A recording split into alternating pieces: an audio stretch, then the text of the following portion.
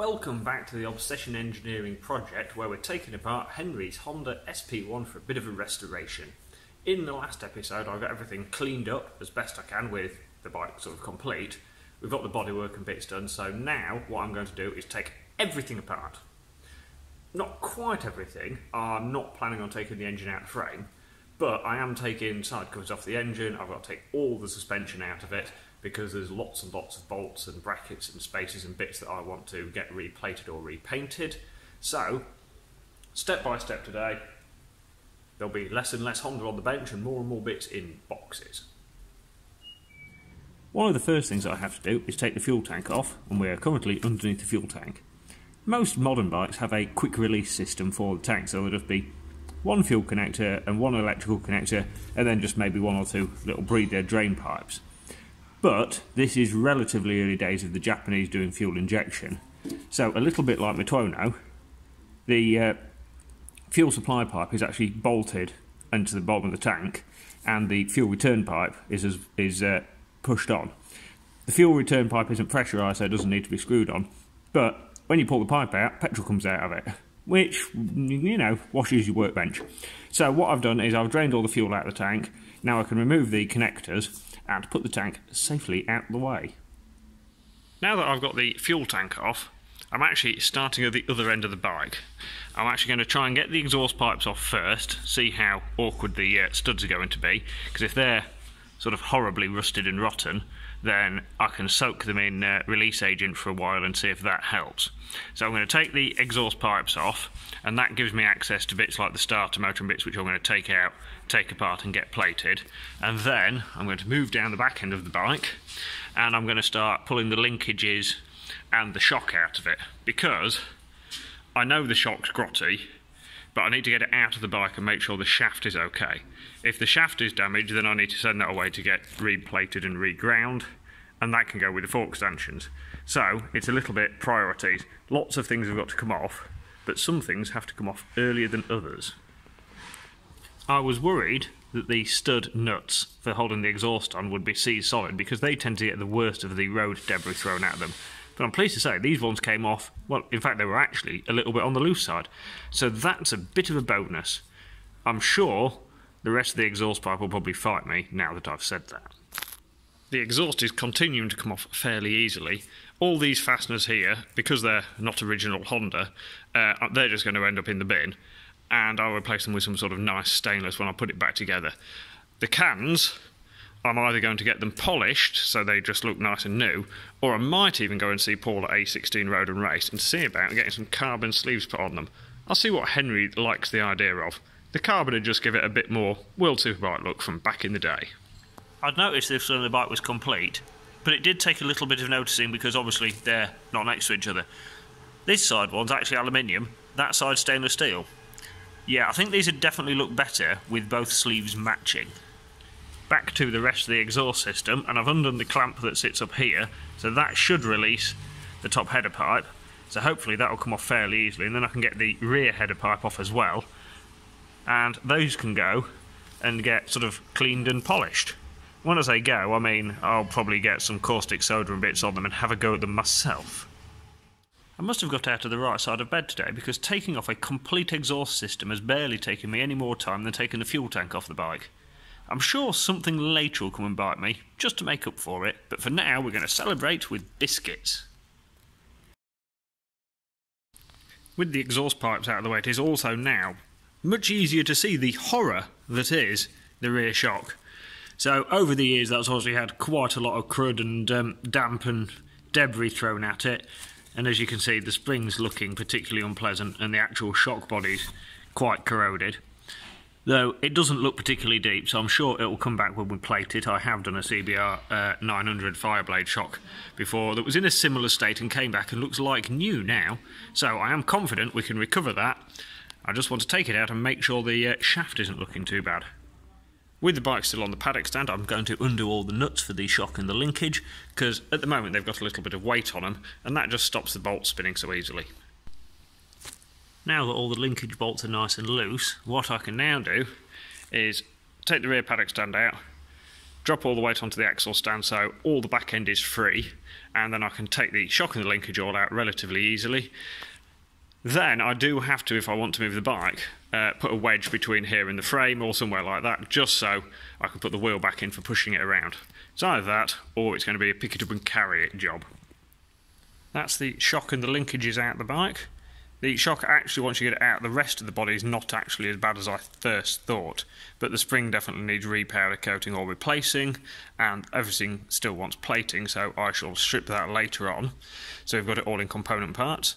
The linkages, I will strip them all, clean them, inspect all the bearings and bits. If there's any wear in them, I shall be replacing the bearings as well. I've moved the bike onto what we're deeming the long-term bench. One of the other lads from the unit was using it to store a 250 Suzuki thing on that I didn't like. So I've managed to push that out of the way, and I'm successfully going to ignore it for months. So now, this bike can stay on the bench for however long it takes to actually get it all apart. I put a bar in the back here just so I could actually push the bike onto the bench, but now I can take the swinging arm out of it, and I can take all the front end out of it. So yeah, some sort of progress.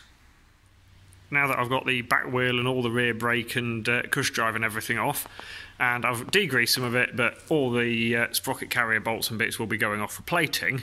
Next thing is to take the swinging arm out. So I've popped the swinging arm up again with this and on the paddock stand. I just need to undo this big bolt, and hopefully my bolt will come straight out.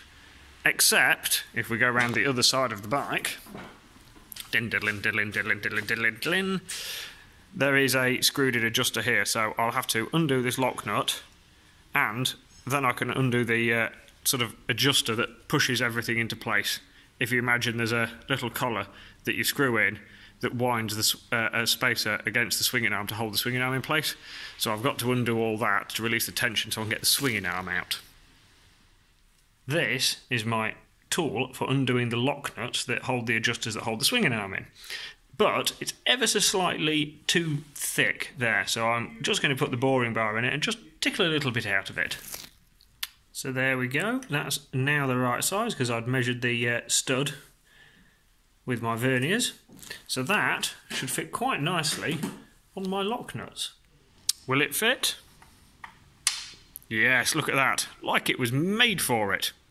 Now that I've got the lock nut undone and I've actually managed to get the Allen key in here and it started turning the adjuster out, but at the moment it's still got half the weight of the bike on it. So what I need to do now is pop a jack under the back of the engine, or probably more likely under the back of the frame in here, and that will take the weight off the bike so that I can actually get the swinging arm loose. I've got the bike on a headstock stand at the front for some stability, and I've got it on axle stands under the back of the frame rails. So that's all nice and sturdy.